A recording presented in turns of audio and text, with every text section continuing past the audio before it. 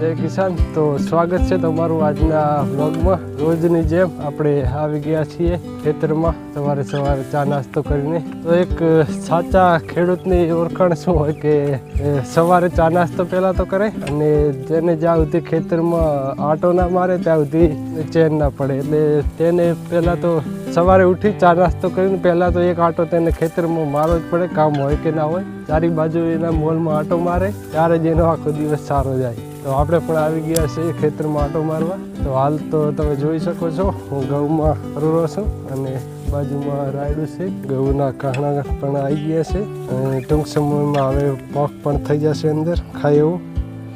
તમને હું એક દાણો ખોલીને બતાવું કે અંદર કેવો દાણો બેઠો છે।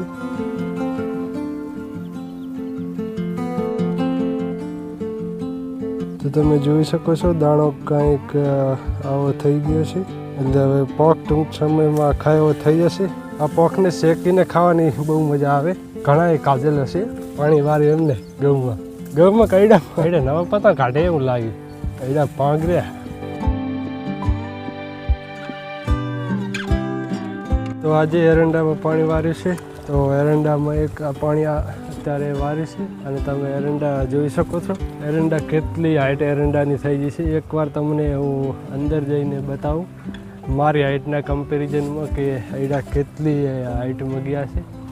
તો તમે જોઈ શકો છો આ રેની માર અને એરંડાની હાઈટ તમે મારી કમ્પેરિઝન કરીને જોઈ શકો છો કે એરંડાની હાઈટ કેટલી ઊંચી ગઈ છે। અને એરંડાની માર તો પણ તમે જોઈ શકો છો એ સારી ક્વોલિટીમાં છે। આ એરંડા આપણે અડદ લઈને કરેલા છે, એટલે કે એરંડાની વાવણીનો ટાઈમ હોય એનાથી પણ 2 મહિના આ એરંડા લેટ કર્યા છે, કેમ કે અંદર અડદનો પહેલાં મોલ હતો અને અડદ લઈ અને પછી એરંડા વાયા છે। એરંડામાં હજી કંઈ વેણ નથી આવી, પરંતુ હવે આ પાણી પાઈને 10 દિવસમાં અંદર વેણ આવી જશે।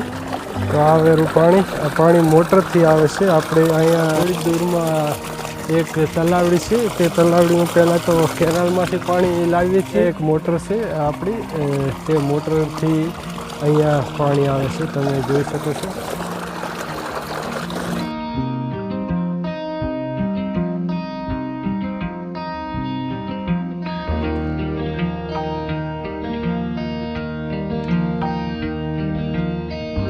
ઘઉંમાં એક ઘઉં તમને બતાવું। આ ઘઉં જુઓ તમે, આ કેટલા વધી ગયા છે તમે જોઈ શકો છો। એટલા ઘઉં વધી ગયા, પરંતુ આ ઘઉં કોઈ કામના નહીં। તમે એના કાહણા પણ જોઈ શકો છો। હું તમને ઉખડીને બતાવું તો આ ઘઉં વાજ્યા, આ ઘઉંને વાજ્યા ઘઉં કહેવાય। આ બિયારણમાં અમુક દાણા આવા આવી જાય। આ ખાવામાં પણ સારો ન લાગે, આનાથી રોટલો પણ બરાબર એવો સ્વાદમાં ના થાય અને આપણે આવતી સિઝને આના ઘઉં વાવવા હોય તો આનું બિયારણ પણ વધી જાય। આ ઘઉંમાં આવા ઘઉં પણ વધારે છે। તો આખા ઘઉંમાં આવા અમુક બિયારણમાં દાણા આવી જાય વાજ્ય ઘઉંના, તો આખા ઘઉં તમારા બગાડી શકે।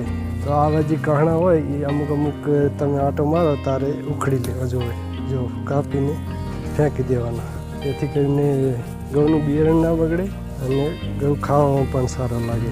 તો જે આ રાયડું રહ્યું એ તમે જોઈ શકો છો, આ બાજુથી કરી અને આમળા જ નમે તમે જોઈ શકો છો। આ સાઈડ જ નમે, આ પૂર્વની દિશા છે અને આ ઉત્તરની દિશા છે અને અહીંયાથી આ બાજુ નમે। તો એનું કારણ શું છે તે તમે મને કમેન્ટમાં લખીને જણાવજો। તમને હું પૂછું છું કે તેનું કારણ શું છે, તો આવતા વિડીયોમાં હું તમને તેનું કારણ બતાવીશ કે રાયડું હંમેશા એ બાજુ જ કેમ નમે છે, જે પૂર્વ જે તરફથી સૂર્ય ઉગે અને ઉત્તરની દિશાનો જે ખૂણો વચેલો પડે એ સાઈડ નમે છે। તો તેનું કારણ શું છે મને કમેન્ટમાં લખીને જણાવજો। હું તમને આગળના વિડીયોમાં કહીશ કે એનું કારણ શું છે। બસ આજના વિડીયોમાં આટલું જ છે, મળીએ જલ્દી આ વિડીયોમાં। ત્યાર સુધી જય હિન્દ, જય ભારત।